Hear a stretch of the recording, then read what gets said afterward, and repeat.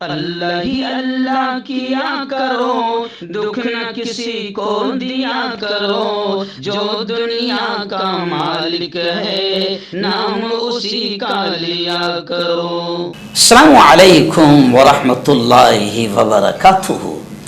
दोस्तों, एक बड़ी अजीब खबर, जिसे अफसोसनाक खबर कहेंगे या शर्मनाक खबर कहेंगे, प्राइम न्यूज़ में आज हम उस पर थोड़ी सी बात कर लेते हैं। और ये खबर, वैसे तो अफसोसनाक खबरें आपको मालूम है कहाँ से आती है। जैसे मैं अफसोसनाक लफ्ज़ बोलता हूँ तो आप समझ जाते हैं कि योगी आदित्यनाथ के उत्तर प्रदेश से ये खबरें आ रही होगी। जब से योगी आदित्यनाथ बैठे हैं तब से ऐसी ही अफसोसनाक खबरें आती है। खबर यह है कि अयोध्या में, जी हाँ, वही अयोध्या जहां पर बाबरी मस्जिद, अल्लाह के घर को आतंकवादियों ने गिराया, और फिर वो उसके बाद का सारा मामला आपके सामने, मुल्क में कैसे खून खराबे हुए, और फिर 30 साल के बाद में क्या फैसला आया वो भी आपको मालूम है। लेकिन चलिए आइए, अब उसी अयोध्या से एक बड़ी अफसोसनाक शर्मनाक खबर आ रही है कि अयोध्या में एक और मस्जिद, जिसे मस्जिद बदर कहते हैं, मस्जिद बदर, उस मस्जिद को 30 लाख रुपए में राम मंदिर ट्रस्ट को बेच दिया गया। जी हाँ, अयोध्या में वक्फ मस्जिद को, यह मस्जिद बदर जो है ये वक्फ की मस्जिद है, वक्फ की इस मस्जिद को ट्रस्टियों ने 30 लाख रुपए में राम मंदिर ट्रस्ट को बेच दिया। यह हेडलाइन आज तमाम अखबारात में लगी है। चलिए देखते हैं क्या है पूरी खबर। जी हाँ, वक्फ मस्जिद को मस्जिद के मुतवल्ली की जानिब से राम मंदिर ट्रस्ट को भेज दिया गया। इस खबर से यहां के मुस्लिम समाज में बड़ी बेचैनी फैल गई। मुतवल्ली और मस्जिद के एक रुकन के खिलाफ FIR दर्ज करने का मुतालबा मुसलमानों की जानिब से किया गया है, जिसने बतौर गवाह मुतवल्ली और टेम्पल ट्रस्ट के दरमियान होने वाले एग्रीमेंट टू सेल पर सिग्नेचर किए थे।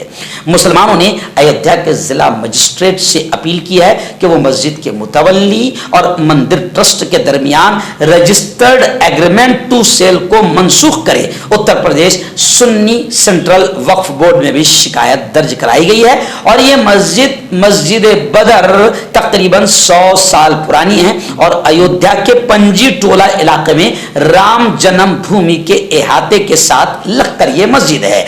यूपी सुन्नी वक्फ बोर्ड में वक्फ जायदाद नंबर 1213 के तौर पर यह मस्जिद रजिस्टर्ड है, और सरकारी गैजेट और दीगर दस्तावेजात में भी मस्जिद के तौर पर इसका जिक्र किया गया है। मस्जिद के मुतवल्ली मोहम्मद रईस ने 30 लाख रुपए में श्री राम जन्मभूमि तीर्थ ट्रस्ट को यह मस्जिद फरोख्त कर दिया, और 15 लाख रुपए एडवांस लेने के बाद एग्रीमेंट टू सेल हो गया। अयोध्या में वक्फ इमलाक को बचाने के लिए बनाई गई एक मकामी कमेटी मरकजी शिकायत कुरिंदा और अंजुमन मुहाफिज मस्जिद व मकाबिर के सदर आजम कादरी ने कहा कि अयोध्या के मोहल्ला पंजी टोला में पुरानी मस्जिद बदर वाक़ है, जहां पाबंदी से 5 वक्त नमाजें होती है। जुमेरात की दोपहर अयोध्या के मुसलमानों के एक वफ्द ने अयोध्या के जिला मजिस्ट्रेट से मुलाकात की और मस्जिद मुतवल्ली के खिलाफ FIR दर्ज करनी और मुतवल्ली और मंदिर ट्रस्ट के दरमियान किए गए फरोख्त के मुआहदे को मनसूख करने का डिमांड किया। एक मेमोरेंडम सौंपा है।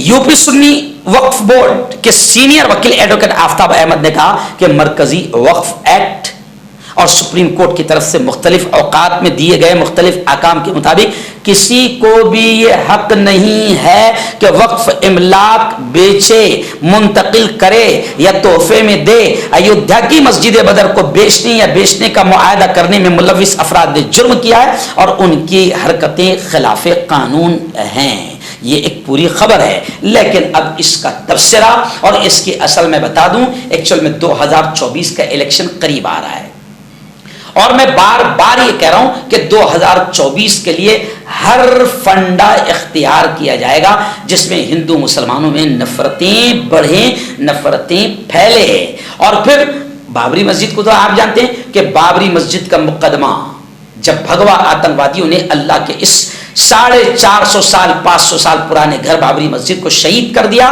वो तमाम के तमाम भगवा आतंकवादी आधे मर गए और आधे 30 साल के बाद आजाद छूट गए। भगवा आतंकवादियों ने, कोर्ट ने माना कि यह आतंकवाद का एक मामला था, ये जुर्म था, लेकिन कोर्ट ने किसी को सजा नहीं दी।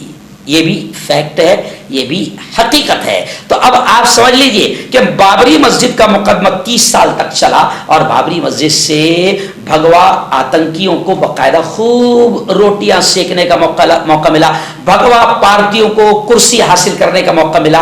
अब बाबरी मस्जिद का मामला खत्म हो गया तो अब ये नया एक मामला खड़ा किया जा रहा है मस्जिद बदर का, ताकि फिर इसकी भी केसबाजी शुरू हो जाए और इसके नाम पर हिंदू मुसलमानों को आपस में लड़वाया जा सके और 15, 20, 30 साल ये मस्जिद भी सत्ताधारी पार्टियों को सत्ता दिलाने में आसानी पैदा कर सके।